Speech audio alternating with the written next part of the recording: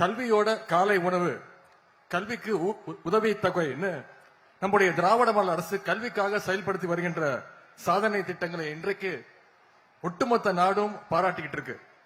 நம்முடைய திட்டங்களை பிற மாநிலங்கள் பாராட்ட மட்டுமல்ல, அதை ஃபாலோவும் செய்து கொண்டிருக்கிறது. குறிப்பா இந்த காலை உணவு திட்டத்தை இந்தியா மட்டுமல்ல, வெளிநாடுகள் சிலவற்றும் இன்றைக்கு பின்பற்ற ஆரம்பிச்சிருக்குது. What we began in 2022 as a pilot project in about 1,500 schools has now been expanded to 37,416 government and government aided schools across Tamil Nadu, benefiting around 21 lakh students. 21 லட்சம் மாணவர்கள் இதில் பயன்பெறாங்க. இங்கே மாணவர்கள் மட்டுமல்ல, பெற்றோர்களும் ஆசிரியர்களும் அதிக அளவில் வந்திருக்கிறீங்க. முன்னெல்லாம் பெற்றோர்கள் குறிப்பா தாய்மார்களுக்கு காலையில எந்திரிச்சு டிஃபன் செஞ்சு மாணவர்களை டைமுக்கு ஸ்கூலுக்கு அனுப்பணும்னு ஒரே பரபரப்பாகவும் பதட்டமாகவும் இருக்கும். ஆனா இன்னைக்கு அந்த நிலைமை தலைகீழா மாத்திருக்கார் நம்முடைய முதலமைச்சர் அவர்கள்.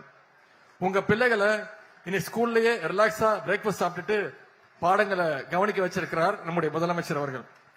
இது வெறும் வயிற்று பசியை போக்குகின்ற திட்டம் மட்டுமல்ல, இது மாணவருடைய அறிவு பசியை போக்குவதற்கான ஒரு மகத்தான திட்டம். Our Honorable Chief Minister often says that providing health and education to society empowers people to help themselves and emerge as successful citizens and leaders. Therefore, I am confident that this breakfast scheme will further strengthen our students' ability to emerge as successful individuals in each life. இங்க இருக்கின்ற ஆசிரியர்களுக்கு மட்டும் ஒரு கோரிக்கை, மாணவர்களை படிக்க மட்டுமே சொல்லாம விளையாட்டு நேரத்தில் விளையாடவும் நீங்க அனுமதிக்கணும்னு நான் கேட்டுக்கொள்கின்றேன். ஏன்னா மாணவர்களுடைய பிசிக்கல் ஹெல்த் நல்லா இருந்தாதான் அவங்களுடைய மென்டல் ஹெல்த்தும் நல்லா இருக்கும். இந்த காலை உணவு திட்டத்தை மாணவர்கள் நன்றாக பயன்படுத்திக் கொள்ள வேண்டும் நான் கேட்டுக்கிறேன். அதே மாதிரி இங்க அதிக அளவில் வந்திருக்கக்கூடிய நம்முடைய மகளிர் சுய குழு சகோதரிகள், அவங்களுடைய உழைப்பு இந்த திட்டத்துடைய வெற்றியில மிக மிக முக்கியமானது. இந்த காலை உணவு திட்டத்தை தாய்மை உணர்வோடு சமைத்து தருகின்ற சுய உதவி குழுக்களை சேர்ந்த என் அருமை சகோதரிகள் அத்தனை பேருக்கும் என்னுடைய பாராட்டையும் நன்றியும் நான் தெரிவித்துக் கொள்கின்றேன்.